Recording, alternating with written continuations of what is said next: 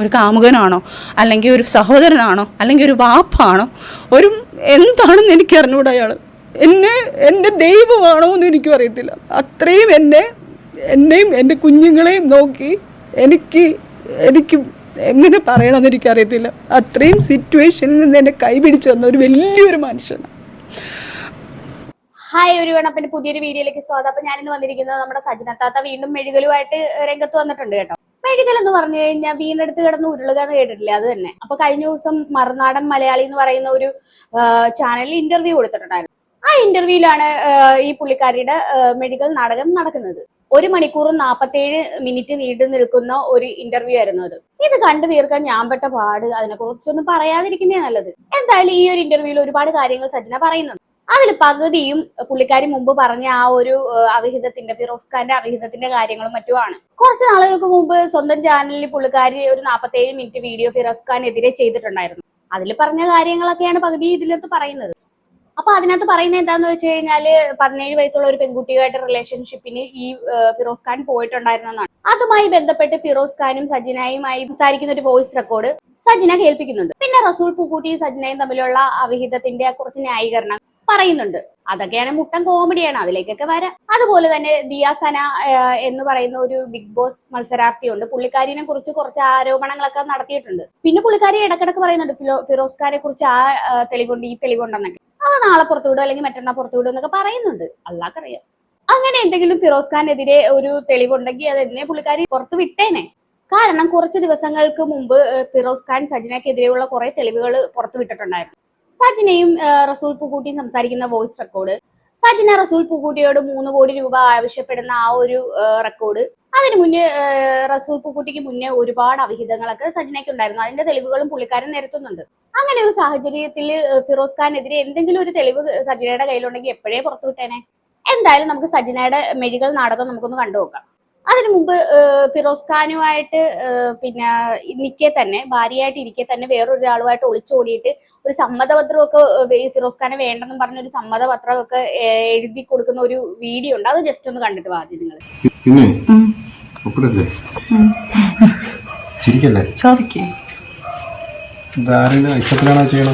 എന്റെ സ്വന്തം ഇഷ്ടത്തിലാണ് ചെയ്യുന്നത്.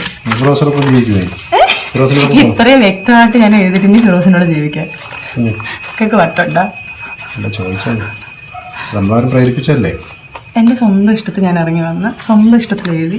എനിക്ക് നാളെ കാലത്ത് എന്റെ ലൈഫിൽ, നമ്മളെ ലൈഫിൽ ഒരിക്കലും ഒരു ബാധ്യത ആവില്ല ഫിറോസ്. അതിന് വേണ്ടിട്ട് എഴുതി. ഓക്കെ, നീ എന്തെങ്കിലും കണ്ടില്ലേ? ഇത് 10 വർഷം മുമ്പ് സംഭവിച്ച കാര്യമാണ്.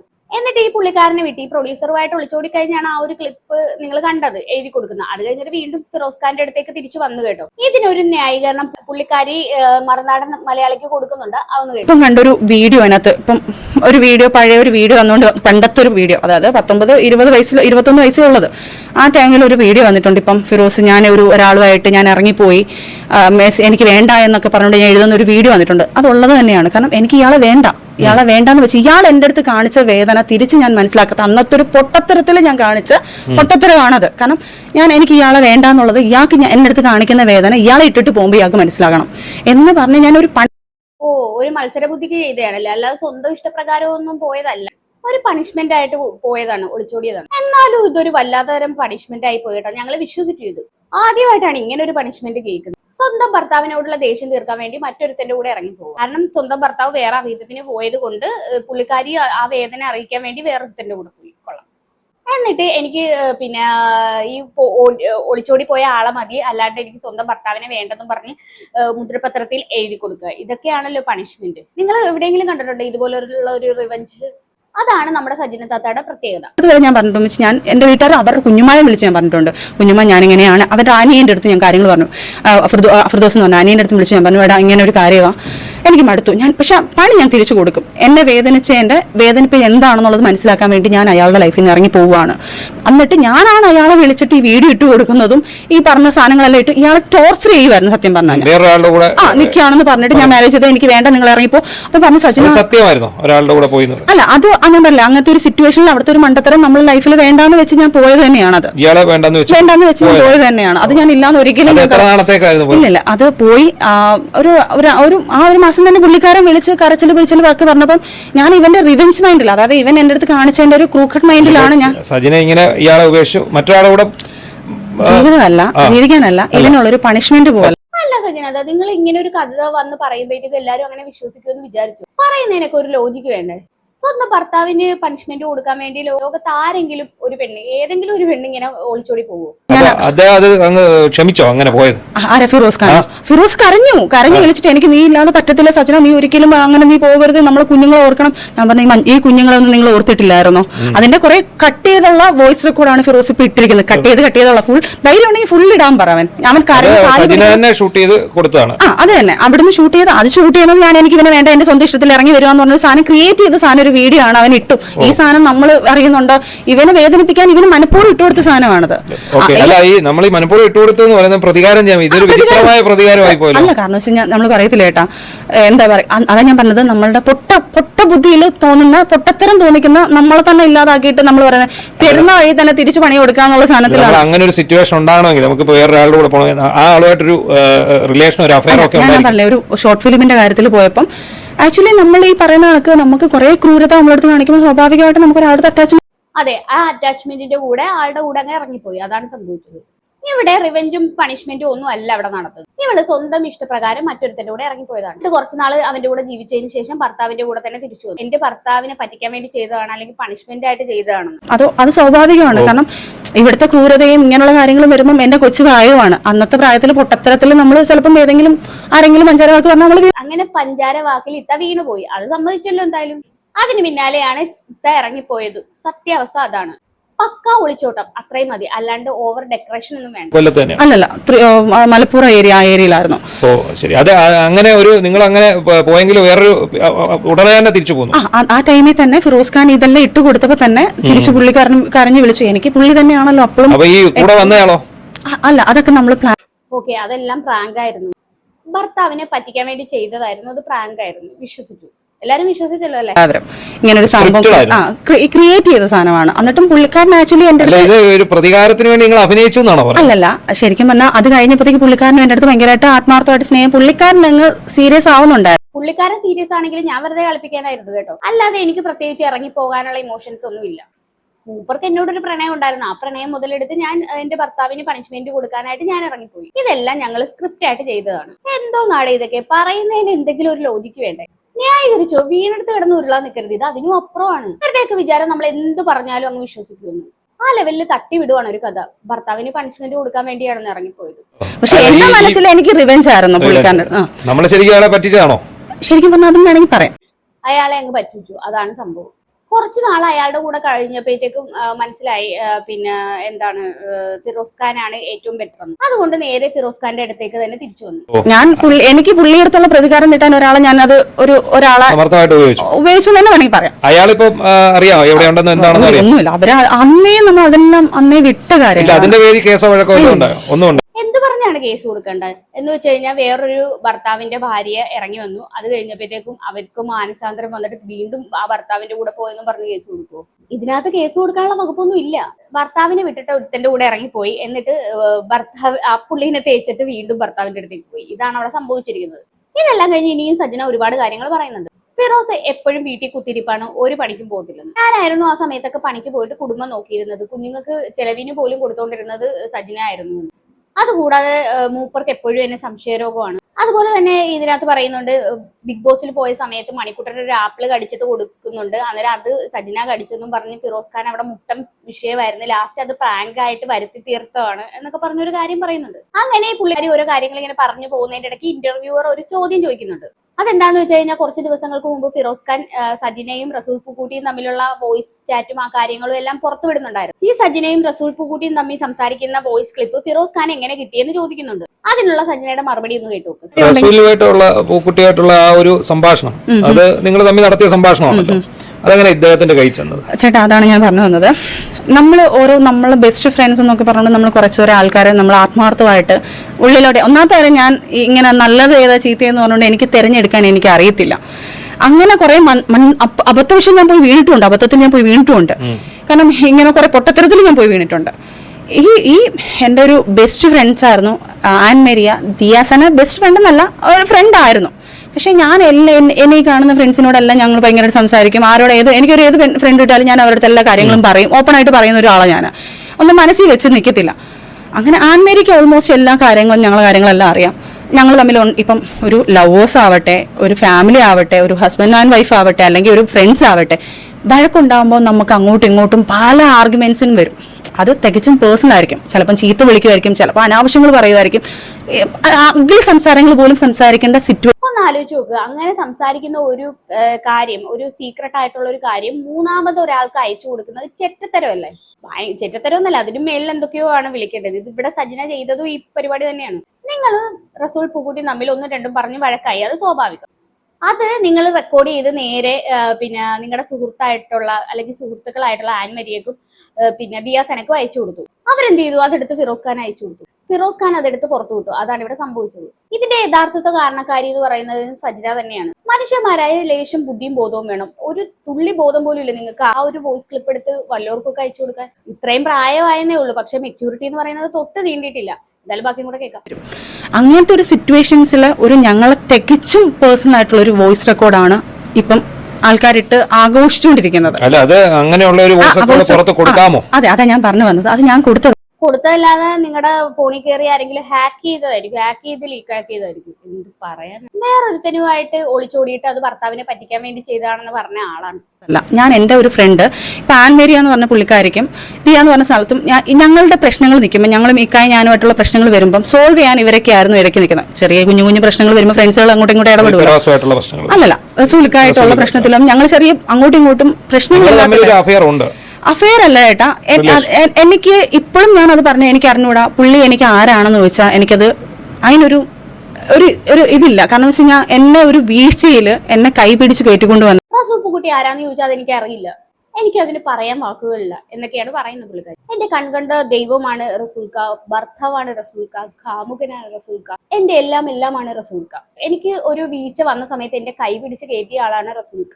ഇതിലെന്താണ് സംഭവിച്ചിരിക്കുന്നത് വെച്ചാൽ ഈ ബിഗ് ബോസ് ഒക്കെ കഴിഞ്ഞ സമയത്ത് സജിനയ്ക്ക് തീരെ വർക്ക് കിട്ടാതായി. അപ്പോ ദുബായിൽ നിന്നൊരു ക്ഷണം വരുവാണ്. അവിടെ എന്തോ ഒരു ബാറിൽ ആയിട്ട് പോയി കഴിഞ്ഞിട്ടുണ്ടെങ്കിൽ നല്ല ക്യാഷ് കിട്ടും. ഈ രേണുസുതിയൊക്കെ പോയില്ലേ, അതുപോലെ അങ്ങനെ ഒരു ഓഫർ വന്നപ്പോഴത്തേക്ക് സജിന എന്ത് ചെയ്തു? വേറൊന്നും ചിന്തിക്കാതെ വേഗം തന്നെ ദുബായിലേക്ക് പോവുമായിരുന്നു. അവിടെ എത്തിയപ്പോഴാണ് സജിന താൻ പെട്ടു എന്ന് മനസ്സിലാക്കിയത്. അവിടെ ഗസ്റ്റ് ആയിട്ട് അല്ലായിരുന്നു സജിനയെ കൊണ്ടുപോയത്, ആ ഒരു ബാറായിരുന്നു കേട്ടോ അത്.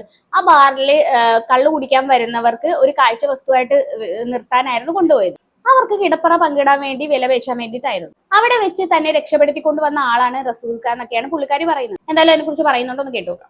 ഫോട്ടോ വെച്ചിട്ട് ചേട്ടാ ഇപ്പോഴും ദുബായിൽ എന്നെ എത്ര രൂപയ്ക്ക് വെച്ച് കിട്ടും എന്നുള്ള രീതിയിൽ എന്റെ ഫോട്ടോ വെച്ച് അവിടെ പ്രചരിപ്പിച്ചു തുടങ്ങി.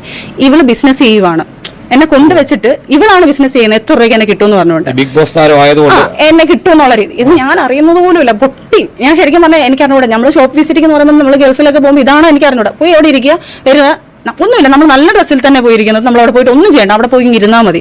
അപ്പം അവർ എല്ലായിടത്തും പോയി ചിലവരൊക്കെ മറ്റേ വൈനൊക്കെ മേടിച്ചുകൊണ്ട് വരും. നമ്മളവിടെ നമുക്കൊരു കോക്ടെയിൽ പോലെ മറ്റേ ഈ ജ്യൂസ് പോലത്തെ ഒരു സാധനം നമ്മളെ കൊണ്ട് വെക്കും. നമ്മളവിടെ ഇങ്ങനെ ഇരിക്കും. ഞാൻ മറ്റേ മന്ദബുദ്ധികളെ പോലെ അവിടെ ഇരുന്ന് ഇവരും എൻ്റെ കൂടെ കാണും. ഞാനിരുന്ന് ഓക്കെ, ഇതാണ് എൻ്റെ അവിടുത്തെ ഇത്.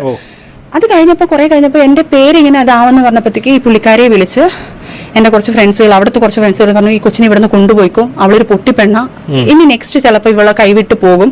അതായത് ഭയങ്കര ഇല്ലീഗൽ ആയിട്ടുള്ള നടക്കുന്ന സ്ഥലത്തല്ല എന്നെ കൊണ്ടുപോവാം. അപ്പം നേരെ തിരിച്ച് എന്തെങ്കിലും പ്രതികരിക്കുന്നതാണെങ്കിൽ പ്രതികരിച്ചിട്ടുമുണ്ട്, ഞാൻ പ്രതികരിക്കും. പക്ഷെ അങ്ങനത്തെ എന്നെ ഒരിക്കലും യൂസ് ചെയ്തിട്ടില്ല. ദൈവ സത്യം ഇനി പറയും ഞാൻ അങ്ങനെ പോയി പേഴ്സെന്ന് പറയും. എൻ്റെ മക്കൾ സത്യം, എൻ്റെ മോൾ സത്യം ഒരിക്കലും ഒരുത്തന്നെ എന്നെ തൊടാനോ വൃത്തിയുടെ രീതിയിലൊന്നും വന്നില്ല. പക്ഷെ ആ സിറ്റുവേഷനിലോട്ട് ആയി വരുമായിരുന്നു. എന്നെ വെച്ചിട്ട് ബിസിനസ് ചെയ്യാന്നുള്ള രീതിയിലായിരുന്നു അവിടെ. അപ്പോഴത്തേക്ക് പുള്ളിക്കാരി ഓടി, ഇതറിഞ്ഞ് പുള്ളിക്കാരിയുടെ പൈസ എടുത്ത് പുള്ളിക്കാരി അവിടെ ഓടിയെത്തി എന്നെ. ശരിക്കും പറഞ്ഞാൽ അവരൊക്കെ എനിക്ക് അവരെയും കൂടി ഇപ്പൊ ഇതിനകത്ത് പിടിച്ചിട്ടിരിക്കും കേട്ടാ. അവരില്ലായിരുന്നെങ്കിൽ ഇന്ന് ഞാൻ പേഴ്ചകളായിട്ട് ജീവിച്ചേനെ. അല്ലെങ്കിൽ ഞാൻ വെറും മറ്റേ നമ്മൾ എങ്ങനെ ജീവിക്കുന്നത് എനിക്ക് അറിഞ്ഞൂടെ. ചിലപ്പോൾ എനിക്കറിയത്തില്ല എൻ്റെ അവസ്ഥ എന്താണെന്ന് പോലും അറിയത്തില്ല. കാരണം അറിയാൻ വയ്യാത്ത ലോകത്ത് പോയി എന്താ പെട്ടുപോകുന്ന സംഭവങ്ങളാണ് ചില പെണ്ണുങ്ങൾ പോയി പെട്ടുപോകുന്ന പറയുന്നത്. എനിക്ക് പെട്ടുപോയനെ ഞാൻ. അവിടുന്ന് എന്നെ ഈ പുള്ളിക്കാരി വന്നിട്ട് ഈ പുള്ളിക്കാരി വിളിച്ച് പുള്ളിക്കാരുടെ അടുത്ത് റസൂൽക്കാരത്തൊക്കെ വിളിച്ചു പറയുന്നു ഇവരെല്ലാരും കൂടെയാണ് എന്നെ സപ്പോർട്ട് ചെയ്ത് അവിടുന്ന് കൊണ്ടുവരുന്നത്. അങ്ങനെ കൊണ്ടുവന്ന സമയത്താണ് റസൂൽക്കായോട് സജിനാത്താക്ക് ഒരു പ്രണയം തോന്നുന്നു. എങ്ങനെ തോന്നാതിരിക്കും? സജിനാത്ത ആ ഒരു ദുബായിൽ പെട്ട് നിൽക്കുന്ന സമയത്ത് രക്ഷിച്ച ആളല്ല. അപ്പൊ പ്രണയമൊക്കെ തോന്നുന്നത് സ്വാഭാവികം. അങ്ങനെ റസൂൽക്കായുമായിട്ട് സജിന കൂടുതൽ അടുത്തു, അങ്ങോട്ടും ഇങ്ങോട്ടും ഓരോന്നൊക്കെ കൈമാറാനും തുടങ്ങി. അങ്ങനെ ആ ബന്ധം വളർന്നു വലുതായി. സജിനത്ത പ്രഗ്നന്റ് ആവാൻ വരെ തുടങ്ങി. കേട്ടിരിക്കാൻ എന്താ രസം, മനോഹരമായ സ്റ്റോറി.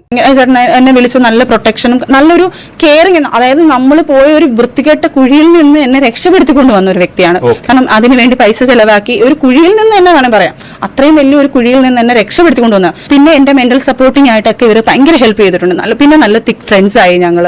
കുറെ കഴിയുമ്പോൾ അങ്ങോട്ടും ഇങ്ങോട്ടും ഓരോ കാര്യങ്ങൾ എന്ത് വന്നാലും ഞാൻ അങ്ങോട്ട് പറയും, എങ്ങനെയാണ് എന്ത് ചെയ്യണം എന്ന് വെച്ചാൽ എനിക്ക്, അതായത് ചേട്ടൻ ഞാൻ അതിനുശേഷം ഒരു വർഷം വർക്കില്ലാതെ ഇരുന്നിട്ടുണ്ട്. എന്റെ കുഞ്ഞുങ്ങളുടെ ഫീസ്, എന്റെ കാര്യങ്ങൾ, എന്റെ വീട്ടു ചെലവ് എല്ലാം അയാൾ എന്നെ ഹെൽപ്പ് ചെയ്തിട്ടുണ്ട്. എനിക്ക് എന്റെ ദൈവ തുല്യമാണ് എനിക്ക് അയാൾ.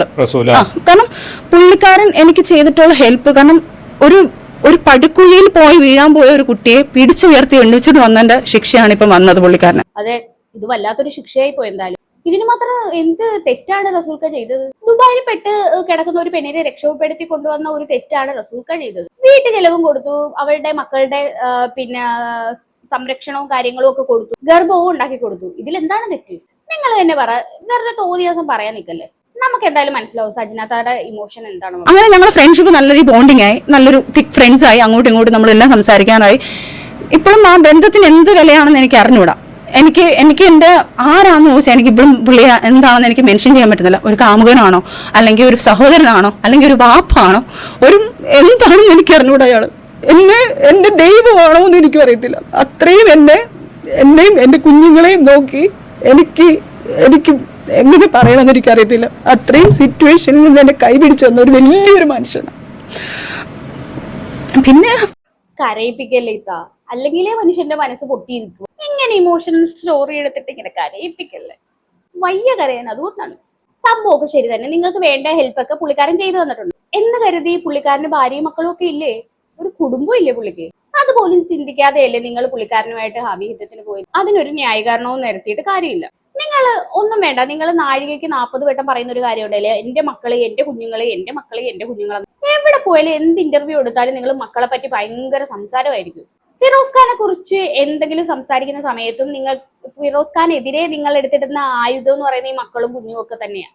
അതേ നിങ്ങൾ തന്നെ മറ്റൊരു മക്കളും ഭാര്യയും ഒക്കെ ഉള്ള ഒരു കുടുംബത്തിലേക്കല്ലേ കയറി ചെന്നത്. എന്നിട്ട് അതിനെ ന്യായീകരിക്കുന്നു.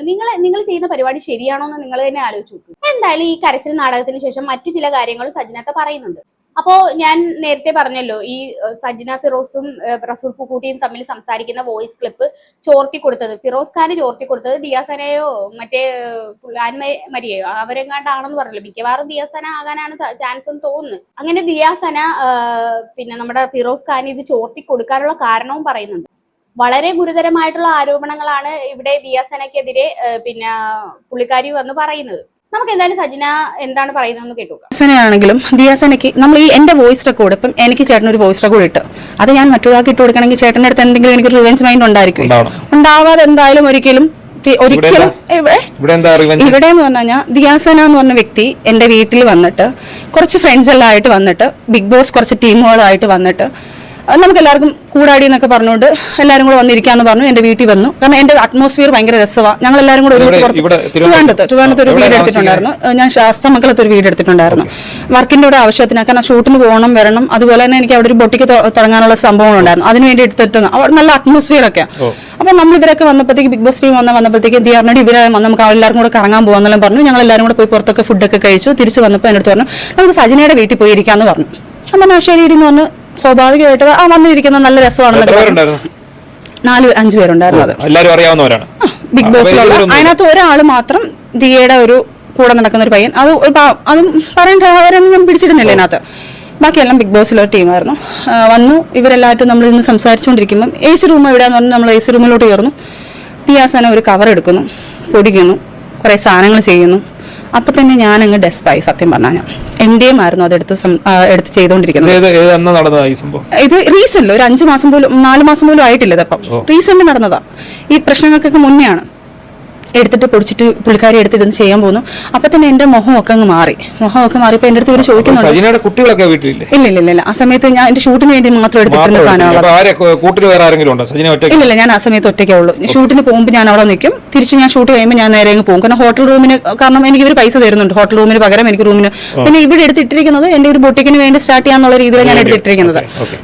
അപ്പൊ ഈ ഷൂട്ടിന് മാത്രമേ ഞാൻ അവിടെ നിൽക്കുള്ളൂ. റൂം മാത്രമേ ഞാൻ സെറ്റ് ചെയ്തിട്ടുള്ളൂ. ആ റൂം താമസിക്കാൻ വേണ്ടിയിട്ട്. ഈ ഹോട്ടൽ റൂമിൽ നിൽക്കുമ്പോൾ എനിക്ക് ബാത്റൂമിലൊക്കെ പോകാൻ ഭയങ്കര കുറച്ച് പ്രശ്നം. ഹോട്ടൽ ബാത്റൂമിലൊക്കെ പോകാൻ കുറച്ച് പേടിയുള്ളതുകൊണ്ട് അതുകൊണ്ട് ഞാൻ എപ്പോഴും ഒരു പ്രൈവറ്റ് നമുക്കൊരു ഇതിന് വേണ്ടിയിട്ട് എടുത്തിടും. അന്നേരം അവർ അതിന്റെ പൈസയും പിന്നെ നമുക്ക് ഇതിന്റെ ഒരു പർപ്പസും ഉണ്ടല്ലോ.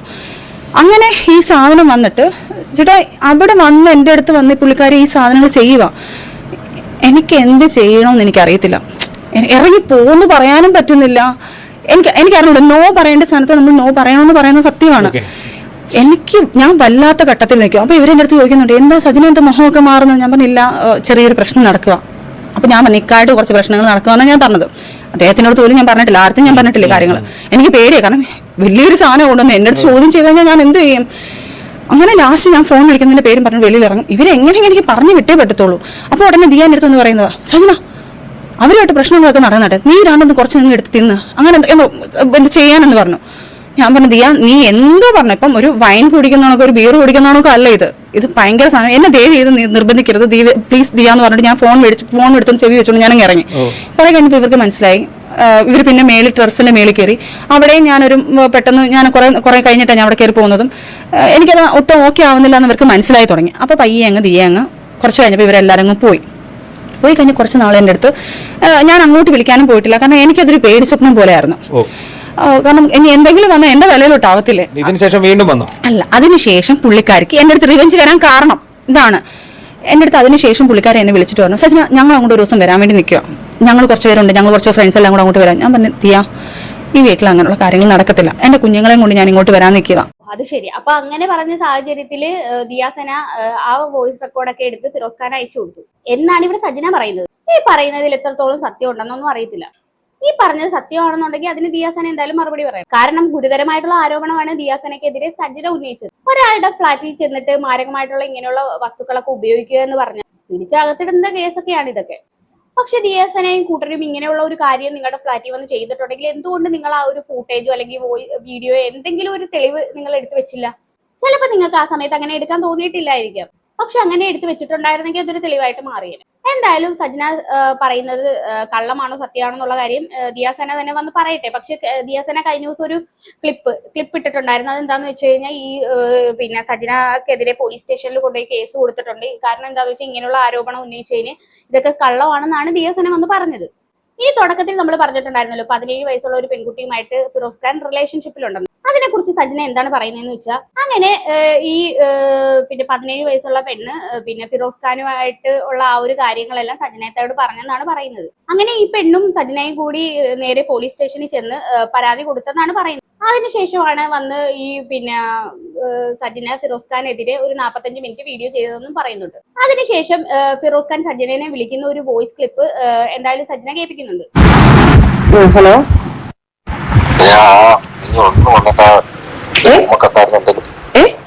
കാരണം മറ്റേ ഇതില്ലേ 17 അതൊന്നും വന്നിട്ട് ഉമ്മക്കത്താൻ എന്തെങ്കിലും കൊടുക്കണം. എനിക്ക് ഞാൻ അത് ഞാൻ ഇപ്പൊ എനിക്ക് കേസ് നടക്കുന്നുണ്ടെങ്കിൽ എനിക്ക് പെട്ടെന്ന് എനിക്ക് അത് കയറി അങ്ങനെ പറയാൻ പറ്റത്തില്ല. ചെയ്യും. ഞാൻ എനിക്ക് ഒരു മാർഗമില്ല. എന്റെ കരിയർ എല്ലാം നശിച്ചു. ഞാൻ ഇനി സീരിയസ് ഞാൻ മനസ്സിലാക്കിയോളായിരുന്നു. ഇത്രയും നിന്നെ ഹെൽപ്പ് ചെയ്തു. എന്ത് ഹെൽപ്പ് ചെയ്തു? എന്നെ എത്രയും നശിപ്പിച്ചിട്ട് ഹെൽപ്പ് ചെയ്തതല്ലേ ഫിറോസ്? ഞാൻ എന്നിട്ടും എന്റെ മനസാക്ഷിക്കാണ് ഞാൻ ഇതെല്ലാം ചെയ്തുകൊണ്ടിരിക്കുന്നത്. എനിക്കത് വീഡിയോ ചെയ്യാൻ എനിക്ക് വയ്യ ഫിറോസ്. ഞാൻ കേസ് വേണമെങ്കിൽ ഞാൻ അത് ചെയ്തു തരാം. കേസ് ഞാൻ ചെയ്യാം. ഇപ്പൊ ഞാൻ നാണം കെട്ടുന്ന പോലെ തന്നെയാണ് ഫിറോസ് നാണം കെട്ടുന്നത്. പിന്നെ കേസ് ആയാലാണ് ഈ പറഞ്ഞ കണക്ക് ഈ സാധനങ്ങളെല്ലാം വെളിയിൽ പോകുന്നത്. ഞങ്ങൾ നാണം കെട്ടില്ലേ എല്ലാരും? അത് മാത്രം നീ ഇല്ല ഫിറോസ് ഖാക്ക് എന്നെ അറിയത്തില്ലായിരുന്നോ? ഫിറോസ് ഖാക്ക് എന്നെ അറിയത്തുള്ളൂ. ഞാൻ അവിടെ പോലും ആ വീഡിയോ ചെയ്യുമ്പോൾ ഞാൻ അല്ലല്ല അങ്ങനെ എന്നെ കുറിച്ച് പറയാതെ ഇൻഡയറക്റ്റ് ആയിട്ട് കുത്തുമ്പോഴത്തേക്ക് ആൾക്കാർക്ക് മനസ്സിലായി പൊട്ടരാണോ. ഞാനൊരു വീഡിയോ ഇട്ടപ്പോഴും നമ്മൾ സപ്പോർട്ട് ചെയ്ത മൂന്നാമതൊരാൾ കാരണമല്ല എന്ന് പറഞ്ഞു ഞാൻ ഇടുന്നുണ്ട്. ആ സമയത്ത് ഫിറോസ് ഖാൻ അവിടെ കിടന്ന് കാണിക്കുമ്പോഴത്തേക്കും മെസ്സേജ് വന്നു, ഞാൻ കാണിച്ചു തരാം ആ സമയത്ത് എന്തൊക്കെയാണ് പറഞ്ഞത്. അതൊന്നും എനിക്ക് അറിയേണ്ട ആവശ്യമില്ല. മെസ്സേജ് വരുമോ വരാതിരിക്കുമോ, അത് എനിക്കുണ്ടായ പ്രഷർ അന്നേരം ഞാൻ ആ 3-4 ദിവസം, നിങ്ങൾ ഒരു ദിവസം ഏറി കയറിയിട്ടുള്ളൂ, പക്ഷെ ഞങ്ങള് 3-4 ദിവസം കൊണ്ട് ഏറി കയറി ആൾക്കാർ മൊത്തം. ഞാൻ ചെയ്യാൻ പോകുന്നത് കാരണം ഞാൻ മരിക്കാൻ പോവുകയാണ്. കാരണം എനിക്ക് ഉറപ്പായിട്ട് റോസിക്ക ഞാൻ ഒരു കാര്യം പറ്റേ, ഉപ്പ് തിന്നുവൻ വെള്ളം കുടിക്കും. ഇപ്പൊ ഞാനായാലും ഞാൻ ചെയ്ത തെറ്റിന് ഞാൻ അനുഭവിക്കുമായിരിക്കും. അത് ഞാൻ ഇപ്പൊ എന്നെ കൊണ്ട് കഴിയാവുന്നത് കേസ് ഞാൻ അതിന് ആ രീതി ചെയ്യാം. എനിക്കിതുകൊണ്ടൊന്നും അവിടെ ഇതാണെന്ന് പറയുമ്പം ബാക്കിയുള്ളവർ അതിന്റെ തെളിവെടുത്തിട്ട് ലാസ്റ്റ് അതിനകത്ത് മൂവ് ചെയ്ത് കഴിഞ്ഞാൽ എനിക്കറിയത്തില്ല, ലാസ്റ്റ് അത് പ്രശ്നമാവും. ഞാൻ പറയുന്നുണ്ടല്ലോ ഇതുപോലെ സായി ഇപ്പൊ എല്ലാവരും പറ്റുമെന്ന് ചെയ്യും. കാരണം അല്ലെങ്കിൽ എന്റെ അവസ്ഥ നിനക്ക് അറിയില്ല, ചിലപ്പോൾ കേൾക്കുന്ന വേറെ ഞാൻ മരിച്ചെന്നുണ്ടായിരിക്കും. ഞാൻ ഒരു കാര്യം പറ്റേ, ഞാൻ ഇതിനെ ഇളക്കാൻ വേണ്ടി പോയി ഇനി ഒരു വീഡിയോ ഇടുമ്പോഴത്തേക്കും ആൾക്കാർ ഫോക്കസ് ചെയ്യും. ഇത് ഇങ്ങനെ പോയി. ഇപ്പൊ ഞാൻ പറഞ്ഞോട്ടെ, ഇതിപ്പം കേസാണെന്ന് പറയാറ്. ഈ കേസ് കൊടുക്കുമ്പോ കേസ് ഇൻവാലിഡ് ആകുമ്പോൾ ഈ ചാനലുകാർക്കൊന്നും ഇടാൻ പറ്റത്തില്ല. കാരണം ഇതിന് മൊഴി കൊടുക്കുന്നവരെ ഇതിനകത്തൊന്നും ചെയ്യാൻ പറ്റത്തില്ല. മൊഴി കൊടുത്തു കഴിഞ്ഞാലാണ് ഈ പ്രശ്നം വരുന്നത്. നാളെ കാലത്ത് ഞാൻ വീണ്ടും ചെന്ന് പ്രശ്നമൊക്കെ ആണെങ്കിലാണ് ഇത് പ്രശ്നമാവുന്നത്. ഇത് എത്ര നാൾ കഴിഞ്ഞാലും ഈ പ്രശ്നം തന്നെയാണ്. അപ്പം അത് ആ സാധനം നമ്മൾ ഇല്ലാന്ന് പറഞ്ഞു കഴിഞ്ഞാൽ ഞാൻ പറഞ്ഞല്ലോ, ഇത് ഞാൻ ഇല്ലാന്ന് പറയുമ്പോൾ അത് ഫോക്കസ് ആക്കുക. പിന്നെ ആൾക്കാർ പറയും, ഓ ഇവൻ ഇപ്പൊ തന്നെ ഇന്നലെ വീഡിയോ നമ്മൾ രണ്ടുപേരും ഡിലീറ്റ് ചെയ്തപ്പോൾ ആൾക്കാർ പറയുന്നത് ഫിറോസ് പേടിച്ചിട്ടാണെന്ന് വരെ പറയുന്നുണ്ട്. ഫിറോസ്ക മണ്ടത്തരം കാണിക്കാതെ. ഇപ്പൊ 2 ദിവസം കഴിയുമ്പോൾ മറ്റേ ഇതുണ്ടല്ലോ, മറ്റേ എന്താ എന്റെ പേര്, പാർട്ടി ബേസ് സാധനങ്ങളെല്ലാം വരുമ്പോഴത്തേക്ക് ഇതങ്ങ് പോകും. നിങ്ങളെ ഫ്രണ്ട്സിന്റെ അടുത്തൊക്കെ പറയും ഇത് അവർക്ക് ഒരു ഊമക്കത്ത് വന്നതാണ്, അത് വേണമെങ്കിൽ അവളെ വിളിച്ചു ചോദിക്കൂ എന്ന് പറഞ്ഞ് നിങ്ങൾ സറൗണ്ടിൽ നിൽക്കുന്ന ആൾക്കാർ പറയും. ഇന്ന് ഞാൻ എടുത്ത് ഈ ഒരു വീഡിയോ ഇടുമ്പോഴത്തേക്ക് ആൾക്കാർ വിചാരിക്കും, ഓ ഇത് ഇപ്പൊ അവളെ ഭീഷണിപ്പെടുത്തി ഇതാക്കാൻ വേണ്ടി അവനെ സേവ് ചെയ്യാൻ നിൽക്കുവാണെന്നേ ആൾക്കാർ പറയത്തുള്ളൂ. എത്രയും പറഞ്ഞാലും അത് പറയത്തുള്ളൂ. വീണ്ടും നിങ്ങൾക്ക് തന്നെ നിങ്ങൾ കുഴി തോണ്ടിക്കൊണ്ടിരിക്കുന്നു. കുറച്ച് ദിവസത്തേക്ക് ഞാൻ ഒരു കാര്യം പറ്റേ, കുറച്ച് ദിവസത്തേക്ക് യൂട്യൂബ് ഫിറോസ്ക ഞാൻ ഒരു കാര്യം പറയട്ടെ, കുറച്ച് ദിവസത്തേക്ക് ഞാനും ഈ സിറ്റുവേഷനാണ് ഞാനൊക്കെ നിന്നത്. ഞാനും ഉമ്മയും പിള്ളേരും ശരിയാന്ന് പറഞ്ഞു നിന്നത്. ഞങ്ങളും അത് തന്നെയാണ് നിന്നത്. ആ സിറ്റുവേഷൻ തന്നെയാണ് ഞങ്ങൾ നിന്നത്. ഞാനും അനുഭവിച്ചു. ഞാനിത് ഒരിക്കലും കളയുന്നതിനും എനിക്കിത് പറയുന്നതിനും ഒരു കുഴപ്പമില്ല. പക്ഷെ മണ്ടത്തരം കാണിക്കരുതെന്ന് ഞാൻ പറയുന്നത്. വേറെ ആർക്കെങ്കിലും ചോദിച്ചോ, ഇത് ഞാൻ വീണ്ടും എടുത്ത് ഇങ്ങനെയാണ് ഇതെന്ന് പറയുമ്പോൾ ഒരു വീഡിയോ ചെല്ലുക വീണ്ടും ഇതൊരു ഊമക്കത്തായിരുന്നു, ആ സാധനം ഇൻവാൽവഡ് ആയിരുന്നു എന്നുള്ള സാധനം ഞാൻ പറഞ്ഞു. ഇത് ആരെങ്കിലും കുത്തിപ്പൊക്കി ആ സാധനം അങ്ങനെയാണെന്ന് പറഞ്ഞ് വീണ്ടും അത് കുത്തിപ്പൊക്കാൻ പറ്റില്ല. നീ അല്ലാതെ ലോകത്ത് ആർക്കും കുത്തിപ്പൊക്കാൻ പറ്റില്ല. മനസ്സിലാക്കിക്കോ. ഇതേക്കറിയാം. ഓക്കെ, ഇതാണ് ഇവരുടെ റെക്കോർഡ്. ഓക്കെ, ഇതിന്റെ അടിസ്ഥാനത്തിലാണെന്ന് തോന്നുന്നു ഈ ഫിറോസ് ഖാനെതിരെ 45 മിനിറ്റ് സജന സംസാരിച്ച ആ ഒരു വോയിസ് ക്ലിപ്പ് ഡിലീറ്റ് ചെയ്തത്. എന്തായാലും ഇവരുമായിട്ടുള്ള സംഭാഷണം കേട്ടെടുത്തോളം ഈ ഫിറോസ് ഖാൻ 17 വയസ്സുള്ള ആ പെൺകുട്ടിയെ യൂസ് ചെയ്തിട്ടുണ്ട് എന്നാണ് മനസ്സിലാക്കാൻ പറ്റുന്നത്. എന്തായാലും ഫിറോസ് അങ്ങനെയാണെങ്കിൽ പെടുമെന്നാണ് എനിക്ക് പറയാനുള്ളത്. അതിനുള്ള മറുപടി എന്തായാലും ഫിറോസ് നൽകട്ടെ.